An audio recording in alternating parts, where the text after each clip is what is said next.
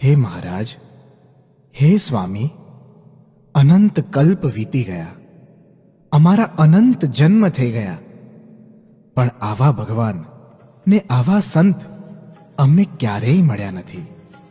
સ્વામી, અનંત કલ્પ પછી, અનંત જન્મો પછી પહેલી જ વખત અમારો આ જન્મ સુધરી ગયો. અમારો આ જન્મ સાર્થક થઈ ગયો, કારણ કે અમને આપ મળ્યા, સાક્ષાત ભગવાન મળ્યા. જન્મ સુધાર્યો